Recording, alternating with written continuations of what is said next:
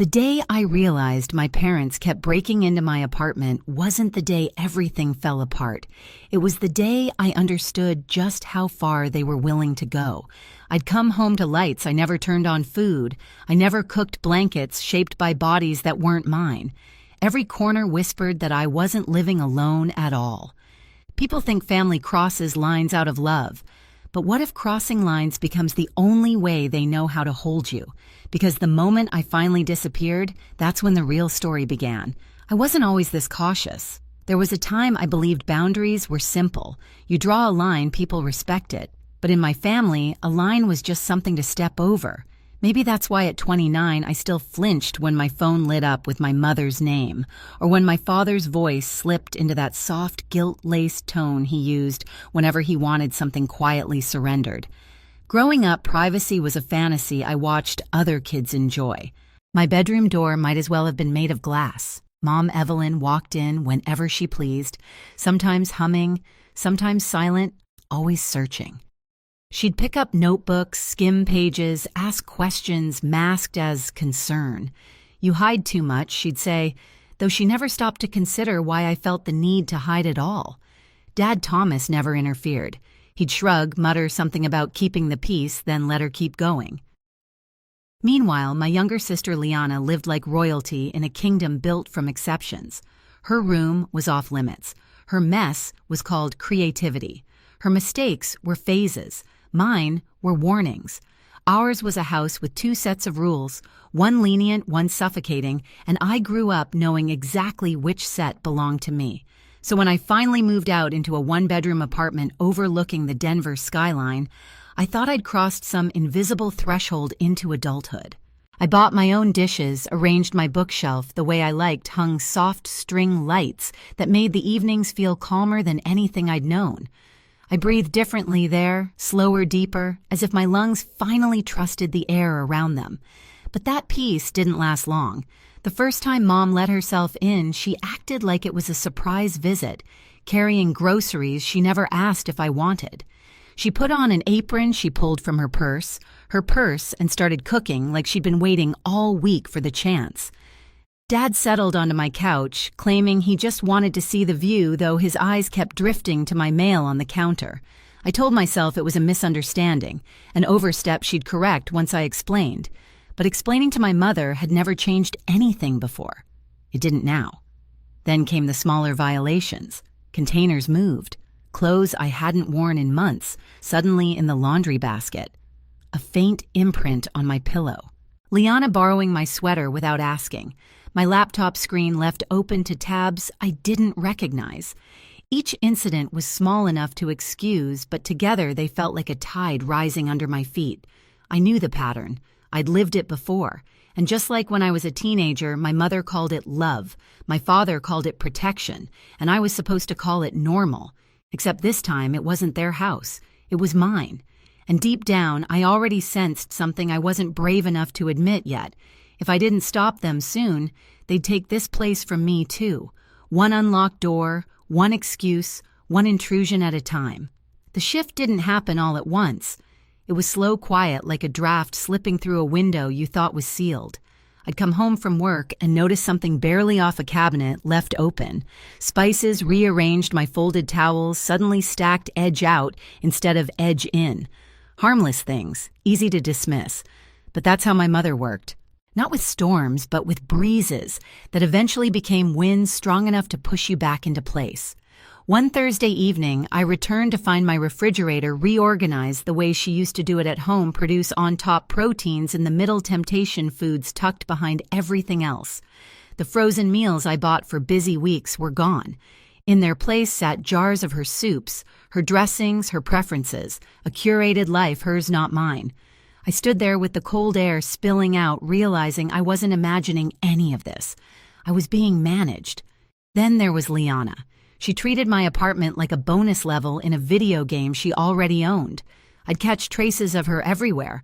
Mascara smudges near my mirror, half-finished iced coffee cups in my sink clothes tossed over the back of my chair. When I confronted her, she'd laugh it off. "Relax, Riley. You act like I'm a stranger." She always said it like I was unreasonable, like the problem wasn't her crossing lines, but me wanting them respected. But the moment that snapped the last thread of denial came 2 weeks later. I walked in after a long day, hoping for silence, only to find my laptop open on the coffee table. Pages of notes I hadn't written sat on the screen, searches I didn't make, windows I didn't open. And then, as if to leave proof, one of my project drafts sat half-clicked, as though someone had started reading but got bored halfway through. My chest tightened. I called my mom. She picked up immediately. "Oh, sweetheart, don't be dramatic," she said when I asked if she'd been there. "Your landlord let me in. I told him you hadn't been answering me and I was worried." "Honestly, you should be grateful someone's looking out for you." Something inside me iced over. "Mom," I whispered, "you lied to get into my home." "That's not lying. It's concern. You work too hard. You isolate. You need support." Support. That word felt like a trap closing. After we hung up, I sat on the floor, back against the couch, letting the weight of everything settle. Every memory from childhood, the open journals, the monitored texts, the tracked locations flooded back in one suffocating wave. This wasn't new. This was the same pattern, revived and emboldened. The next morning, I couldn't focus at work. I booked a therapy session during lunch. My therapist listened, then leaned forward and said gently, "Riley, this isn't concern. It's enmeshment. These aren't accidents. They're boundary violations." It was the first time someone named what I'd been too scared to articulate. "Your home isn't safe," she added softly. "Not emotionally, not psychologically. You need distance they can't override." I walked out into the cold Denver air with one thought repeating like a heartbeat. If I stay here, they'll never stop. Once the truth settled, the kind of truth that doesn't knock but barges straight through your chest, I knew staying meant surrendering. My therapist's words kept echoing. You need distance they can't override. She didn't mean a conversation or a firmer tone or another doomed attempt at setting boundaries. She meant escape. Real, physical, trace-proof distance. So I did something I never imagined doing. I sat at my tiny kitchen table, opened my laptop, and typed 4 words into the search bar: secure apartment buildings, Denver. Scrolling through listings, I realized how small my world had been. I had spent years believing privacy was a privilege other people got to enjoy. But that night, for the first time, privacy felt like something I could choose. I found a building downtown, keycard access, staffed lobby cameras in every hallway, elevators that required authorization just to move. A place where no one could charm their way inside, not even my mother. I scheduled a tour for the next morning. The moment I stepped into the lobby, I knew. The warm lighting, the quiet hum of air vents, the polished floors reflecting the city lights. It felt like a place built for people who needed walls as much as they needed air. The leasing agent showed me a corner unit with tall windows and a locked balcony. I stood there, imagining a silence that belonged solely to me. I signed the lease before my fear could talk me out of it. The move had to happen in secret. No chance for my mother to guilt me, no space for Liana to turn it into a spectacle. Just action. Clean, irreversible action. Mara and Jonah offered to help the moment I told them, showing up after midnight with hoodies and gloves like we were planning a heist. "Tell me again why we're whispering," Jonah murmured as we taped boxes. "Because if they show up," I whispered back, "I won't be able to leave." We packed everything, clothes, books, kitchenware, quietly, methodically. I left behind anything that felt too recognizable. Mugs my mom bought for my own good sweaters, Liana claimed were hers, until she felt generous. Frames Dad insisted I hang to make the place feel like home. I wanted nothing they could claim. At 2 a.m, the moving truck rumbled softly outside. We loaded my life in the dark, each trip down the hallway feeling like a countdown. When the truck pulled away, I locked the door one last time and slid the emergency key my mother once waved like a badge into an envelope addressed to the landlord. No explanation. No forwarding address. At the new building, the night staff checked my ID, handed me a sleek black key card, and welcomed me by name. That small gesture felt like a quiet revolution. As I stepped into my new apartment, the door clicking shut behind me, one line formed sharply in my mind, so I moved without telling them. Not out of spite, not out of rebellion, but because disappearing was the only way to finally become visible to myself. For the first 3 days in my new apartment, I kept my phone on silent and turned face down. I let the world shrink to the steady hum of the building, the soft echo of my footsteps on hardwood floors, the unfamiliar comfort of knowing every sound inside these walls came from me and only me. I slept without jolting awake. I cooked without wondering who would rearrange my ingredients when I wasn't looking.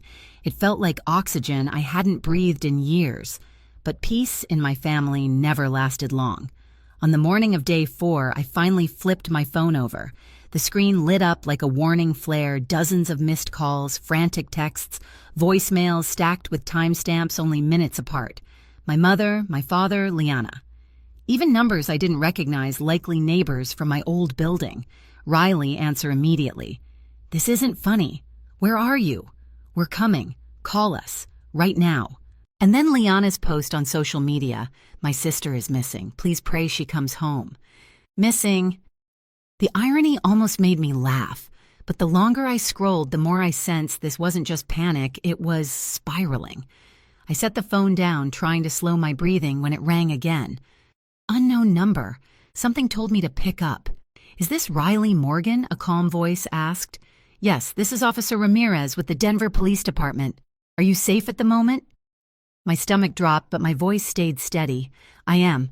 I'm calling because members of your family were involved in an incident at your former residence. We need you to come down to the station to verify a few details." I closed my eyes, exhaling slowly. "What happened? They attempted to enter your old apartment," she said carefully. "The tenants inside believed it was a break-in." "Of course they did. My family didn't knock. They never had." "I'll come right away," I said. When I entered the station, the fluorescent lights hummed over rows of chairs, the scent of stale coffee drifting from somewhere behind the front desk. A receptionist directed me to a small conference room, and as I stepped inside the scene, hit me like a slap. My mother sat at the table, mascara smudged, tears streaking her cheeks in uneven lines. My father hovered beside her, jaw-clenched eyes darting toward the doorway as I appeared, and Liana paced in the corner, arms folded, her face blotchy from crying or from being caught. It was hard to tell. The moment my mother saw me, she gasped, standing so abruptly her chair screeched against the floor. "Riley! Oh my God, where have you been? We thought you were dead." Her voice trembled, but beneath the panic I recognized something else. Accusation, as if my disappearance had been a personal attack against her. I didn't move closer. "I'm fine," I said quietly. "You shouldn't have been at my apartment." "That's not your apartment anymore," my father muttered, as if that somehow justified it. Officer Ramirez entered, then calm and steady. "Let's all sit," she said. My mother sniffled dramatically and collapsed back into her chair, clutching tissues like props. I remained standing until the officer motioned me into the seat across from them. "Ms. Morgan," she began, "we need to clarify your whereabouts and well-being because your family reported you missing." "I wasn't missing," I said. "I moved." "You moved." My mother repeated, her voice breaking. "Without telling us, without telling me." Her hurt tone would have gutted me once. Now it sounded like a familiar trap being sprung. "Yes," I answered simply. Liana rolled her eyes. "You're being ridiculous, Riley. If you had just told us, none of this would have happened." Officer Ramirez cleared her throat. "Let's revisit what did happen. According to the tenants and witnesses, your family attempted to force entry into a unit that wasn't theirs." "That's a lie," my mother snapped. "We thought Riley was inside. We were trying to save her." By climbing onto someone's balcony, the officer asked evenly. Liana shifted uncomfortably. I slipped. It wasn't like a break-in. My father rubbed his temple. "We were desperate. Our daughter vanished. What were we supposed to think?" "You're supposed to respect her privacy," the officer said. "She's an adult. Her absence is not a crime." Their silence landed like weight on the table. I inhaled. "I moved because you wouldn't stop entering my home." My mother's head whipped toward me. "We only went inside to help you. You lied to my landlord," I reminded her. "You told him I was unstable, so he'd let you in." She flinched at the word lied, but recovered quickly. "I was worried. You read my things. You reorganized my home. You gave Liana a key." Liana scoffed. "Oh, please. You act like I stole something. You stole my space," I said. "My safe place." Officer Ramirez folded her hands. "Ms. Morgan, would you like to formally document these boundary concerns?" my mother gasped. "Document. She's our daughter." "And you're trespassers," the officer replied calmly, intentional or not. The words hit my family harder than anything I'd said. My father leaned forward. "Riley, come on. We made mistakes, but involving the police—" "You involved them," I said gently, "not me. And let them face the police." The line from my thumbnail, the line that defined everything, settled over the room like a truth none of them could escape. My mother's lips trembled. "I can't believe you do this to us." I met her eyes. "I didn't do anything to you. I just stopped letting you do things to me." Silence. Heavy. Necessary. Officer Ramirez slid a form across the table. "Given the circumstances, I recommend a written boundary agreement. It's not a restraining order, but it documents expectations moving forward." My mother stared at it like it was a death sentence. I kept my voice steady. "Here are my terms, 3 simple lines. You will not come to my new home.